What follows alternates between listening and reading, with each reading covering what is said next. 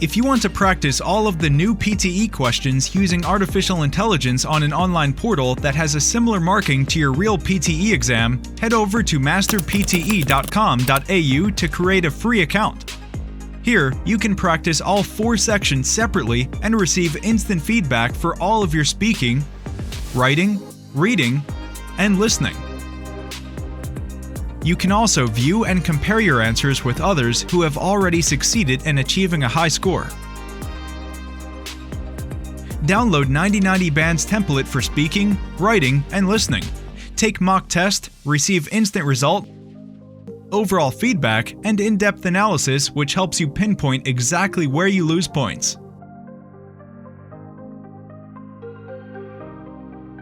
masterpte.com.au, the best PTE practice software in the world. What's the literal definition of risk?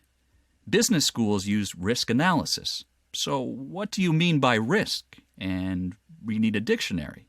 When you look at the dictionary, this is literal definition of risk. What it says is the definition, for example, the possibility of injury, a dangerous element or factor, chance of, degree or possibility of such loss, and so on. So risk has 2 parts. As you look at the literal definition of risk, one part is the consequence of some kind of particular danger, hazard, loss, and the other is about the probability of it, the chance and consequence, okay?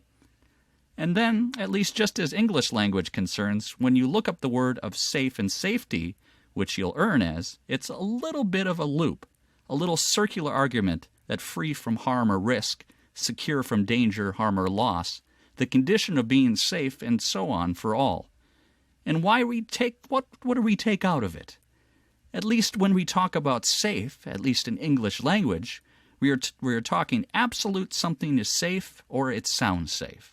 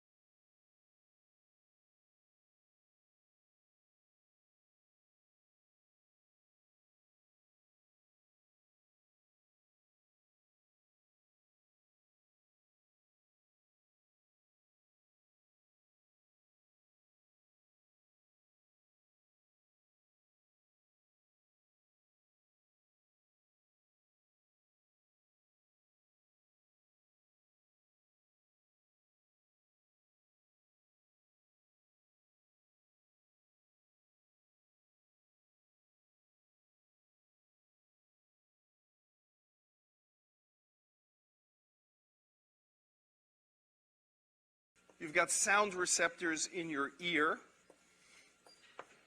and they're beautiful. We're not going to talk about them at any length, but there's little flappy, these little spiky things going along in your ear, and they can translate vibrational energy coming from your ear, hitting your eardrum, being translated into a vibration in the fluid in your ear, into a physical motion of these little receptors there, into an electrical motion, into an electrical signal that goes into your ear.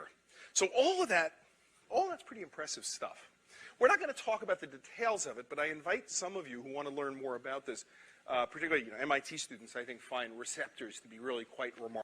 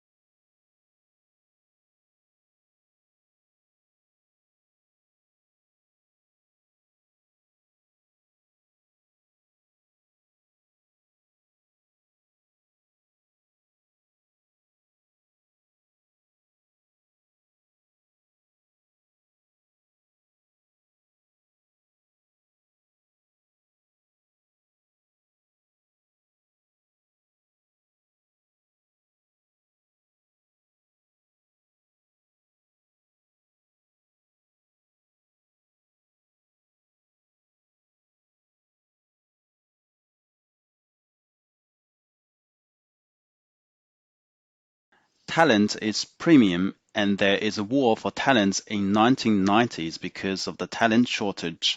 Companies and countries are recruiting young talented people from different countries and sending young people to universities. Some young people immigrated after they graduated from the university. They compete with local students. Countries and organizations should put talents at the primary positions. The collapse of loyalty makes employees happy to change their workplace for higher income. There are three reasons. First, the change of nature of economy leads to increase in the talents demand and skills needed. Second, the shrinking labor force after the baby boom causes less supply of skilled workers, and the retirement of baby boomers will cause a shortage of experienced workers. Third, there is also a mismatch between what schools are producing and what companies need.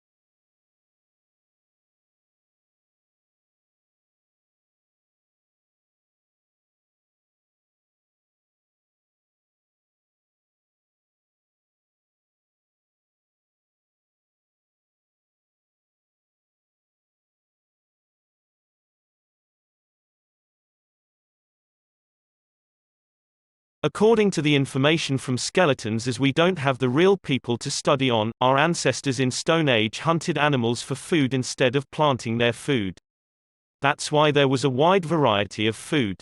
But the lifestyle was still difficult because they had infection diseases later. Although they had produced hundreds of food, the quality of diets was not good at all.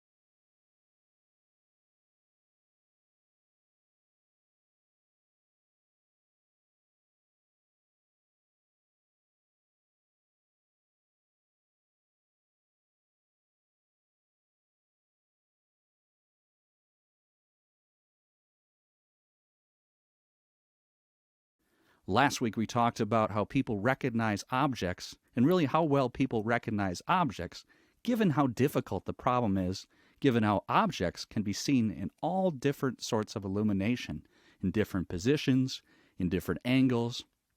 And yet we are able to extract that information. We are able to take the visual stuff out there, interpret it in a way that allows us to recognize all the different things that we can see in our environment. Today we're going to kind of carry on looking at that. We're going to look at what's really a special class of objects. That's the human face. We're going to look at how we recognize human faces and how we do it quite as well as we do. We're really expert at recognizing faces. So again, we can think about how do we take that visual information and how do we transfer it into a form which allows us to put a name to a face and to do all the other clever things we can do with faces. So I'm going to start off again by just pointing out that it's a hard problem. Face recognition is a hard problem, and it's a clever thing we do.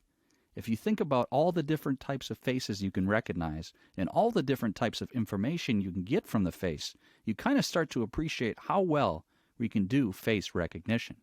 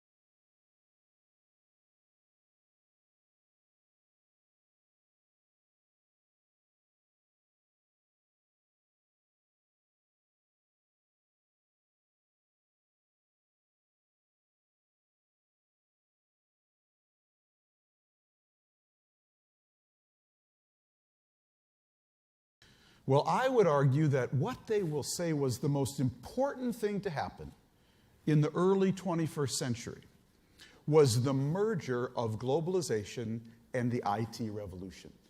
The two really fused in a way that more and more IT started to drive more and more globalization, and more globalization started to drive more and more IT. And what that fusion did was take the world from connected to hyper-connected, and from interconnected to interdependent. These are huge differences of degree that are differences in kind. It happened over the last decade. You are all feeling it in your jobs, in your universities, in your schools, but no one's really explaining it to people. Everyone's living this fusion now. The plumbing of the world fundamentally changed in the last 10 years.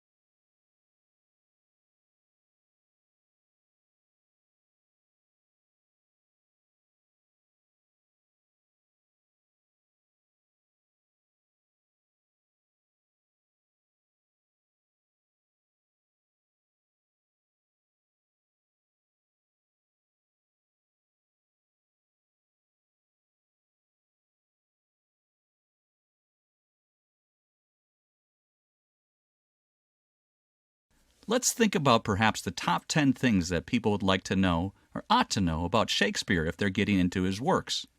The first thing to say is that he did live quite a long time ago. He lived 400 years ago. So if you're reading Shakespeare or listening to Shakespeare, you're listening to somebody whose language is not quite the language of our current. You're listening to someone who was writing in a language which is a bit out of date for now. It needs a little bit of effort to understand that language, but the understanding will be done partly for you by the actors if you're hearing it or if you're seeing it performed. Another thing is that Shakespeare was a very good poet. He wrote poems, narrative poems and sonnets, but he was also, and this is my third point, he was also a great theater poet. His poetry is dramatic poetry in his plays.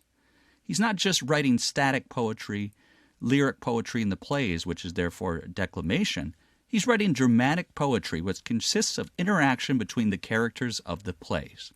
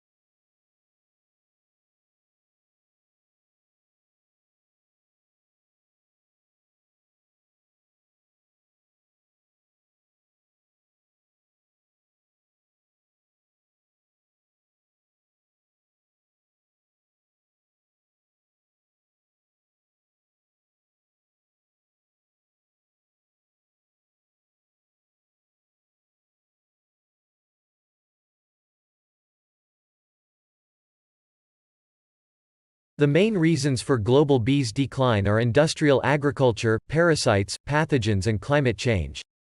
The conclusions are real and well documented with strong evidence to support this important fact. The loss of biodiversity, destruction of habitat and lack of forage due to monocultures and bee-killing pesticides are particular threats for honeybees and wild pollinators. It is becoming increasingly evident that some insecticides, at concentrations applied routinely in the current chemical-intensive agriculture system, exert clear, negative effects on the health of pollinators, both individually and at the colony level. The observed, sublethal, low-dose effects of insecticides on bees are various and diverse. Most importantly, the main drivers of the decline are varied depending on different species, and people are becoming aware of the problems in order to take some actions before huge loss to our agriculture occurs.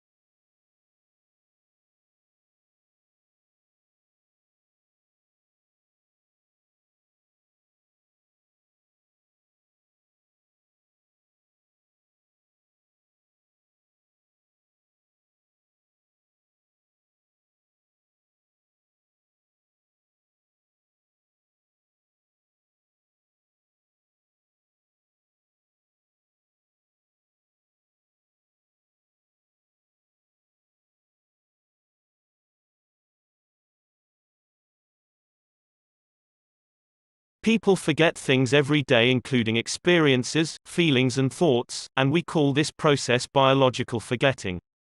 Remembering is hard for people, and people try to overcome biological forgetting.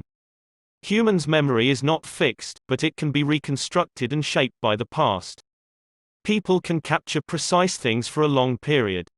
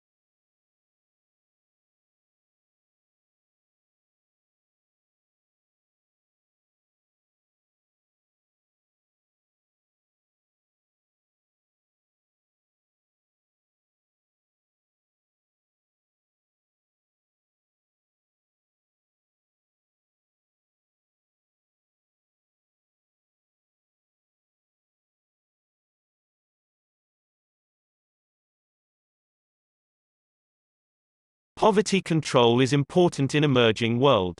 In the development in the year 2000, China has promised to reduce half the poverty and the goal has been met. China has moved and taken actions to make poverty reduction become a reality. China also created a lot of middle-income people and opportunities to other countries. China also benefits other economies, such as Australia.